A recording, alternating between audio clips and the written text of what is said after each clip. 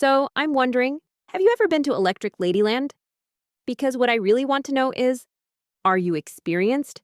Because I'm bold as love, just like Axis. Yes, people. It's time for an album ranking of guitar icon Jimi Hendrix. And thanks to all the ABBA fans, the previous ranking video is still the most watched episode at the time of making this one, closely followed by the Bob Marley song ranking video. So it seems you guys really appreciate these kinds of rankings. So plug in the Stratocaster and crank the volume up to 11. Oh, move over, Rover, and let Jimmy take over.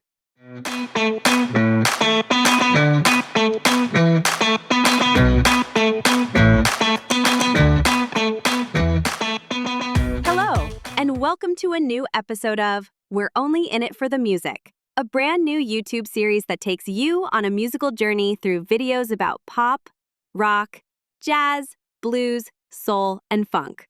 In other words, from ABBA to Zappa and everything in between. If you're enjoying this series, don't forget to click like, subscribe, and hit that notification bell so you'll always be the first to know when a new episode drops. But enough of that. Never mind the bollocks. We're only in it for the music.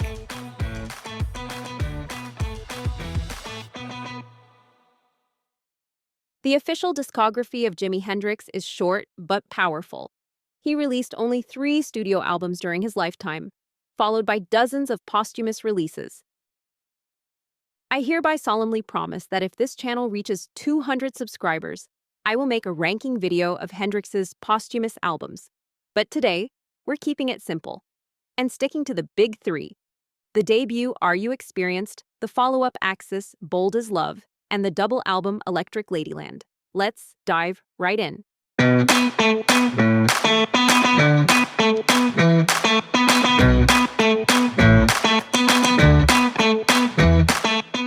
We're kicking off this ranking with the top 3 right away.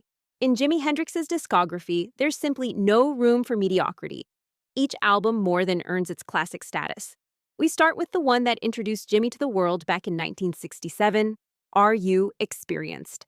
A powerhouse debut that immediately launched the Jimi Hendrix Experience into stardom, first in the UK and soon after, the rest of the world. Backed by his dazzling rhythm section, Mitch Mitchell on drums and Noel Redding on bass, the band quickly grew into one of the greatest rock trios in music history. With the exception of Cream drummer Ginger Baker, most people would agree that the Experience were at the absolute top of their game. As was often the case in the 60s, Are You Experienced was released in different versions, one for the UK and European markets, and one for the US, each with its own cover art and track listing. The UK edition leaned more toward deep album tracks, while singles were released separately, meaning fans had to buy the 45s or catch them on late-night radio, like Radio Caroline. The US version, on the other hand, included the hit singles, but left off a few album cuts. When comparing both versions, my personal preference leans toward the US edition, simply because of the iconic songs it includes.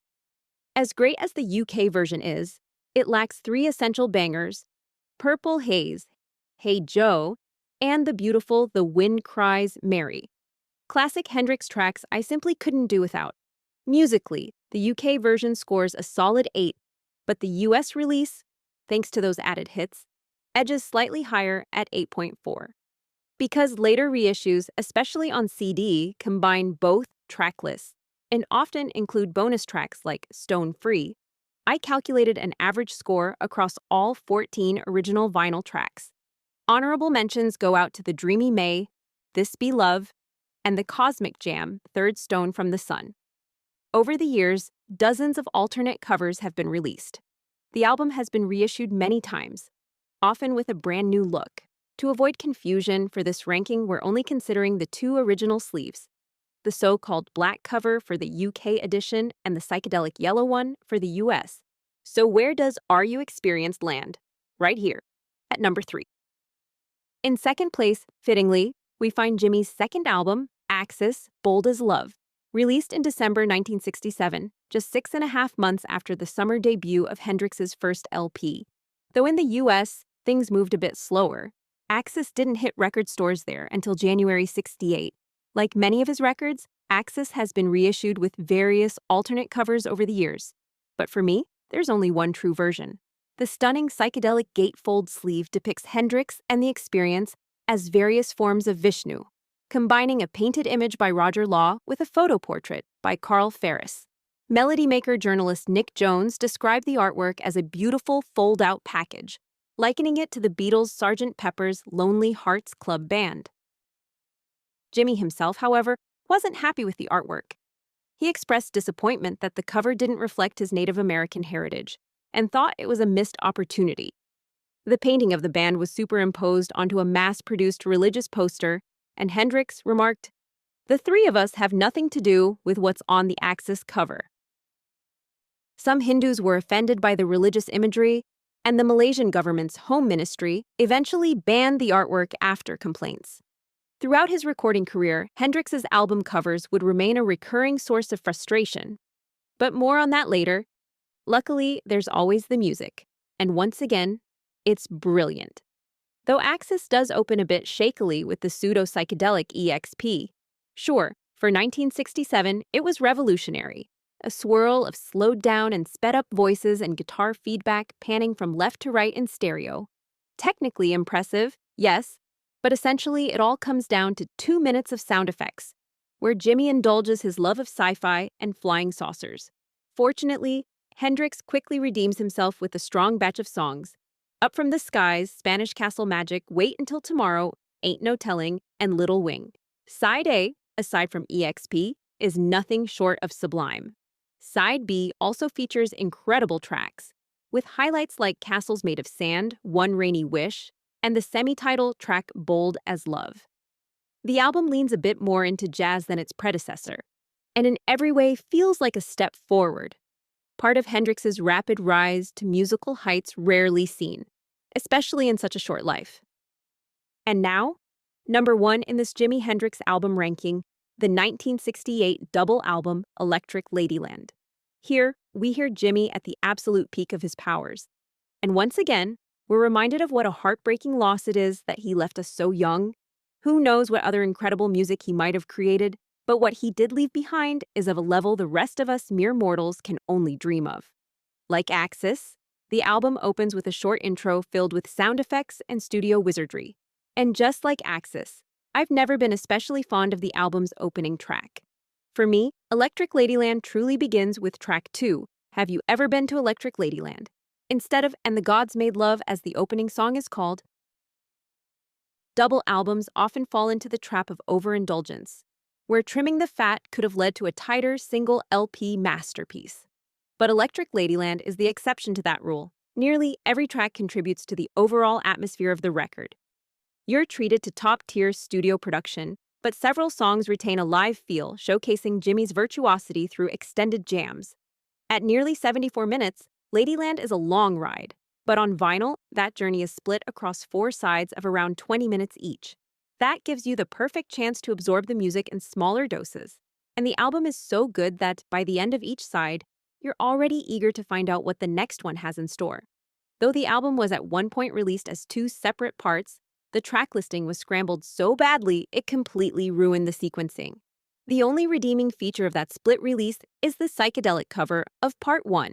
Worth collecting maybe, but certainly not for a proper listening experience.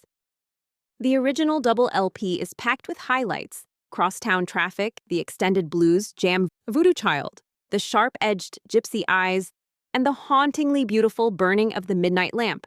Side C opens strong with Rainy Day, Dream Away, but overall it's the weakest of the 4, featuring the lengthy and dreamy 1983 A Merman I Should Turn to Be, and the interlude Moon, Turn the Tides, Gently, Gently, Away. Thankfully, Jimi returns to full force on side D with Still Raining, Still Dreaming, and ends his magnum opus with 2 absolute bangers: the Bob Dylan cover, All Along the Watchtower, arguably better than the original, and Voodoo Child, Slight Return, a Hendrix classic that only Stevie Ray Vaughan could come close to matching with his version on Couldn't Stand the Weather. Then there's the album cover. And as mentioned earlier, Hendrix and album artwork were always a complicated match. Jimi gave Reprise Records very specific instructions for the cover. He wanted a photo of the Experience with a group of children at the Alice in Wonderland statue in Central Park, and even sketched out the concept himself. The photo was taken by Linda Eastman, the future wife of Paul McCartney. But Reprise ignored Jimmy's vision and went with a blurry, red and yellow live shot of Hendrix at the Savile Theatre by Carl Ferris instead. Trax Records in the UK went even further off script, commissioning a photo of 19 nude women posing in a studio, some holding Hendrix records. Jimmy was initially shocked and unhappy with the result, though later admitted, "I dug it anyway." The nude cover was banned by several record dealers because they classified it as pornographic, and some stores sold it wrapped in brown paper or with the gatefold flipped inside out. So yes, even during the Summer of Love, nudity was still a taboo for many. And now, almost 60 years later, tech giants like Facebook and Instagram still panic at the sight of a single bare nipple. Violence is fine, but a female body? Apparently not. Like the other two studio albums, Electric Ladyland has had countless cover variations over the years. But for this ranking, I've only considered the two original designs. Thankfully, for a later anniversary edition, Hendrix's original cover concept was finally honored, giving us the album as he had imagined it.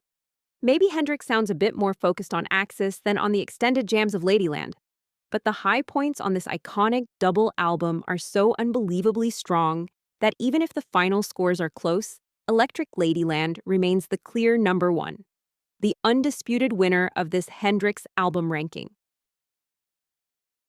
As I mentioned earlier, I'll be making a separate ranking episode covering all the posthumous releases, so bring on those subscribers. The moment we hit 200, I'll treat you to that special video. That's a promise.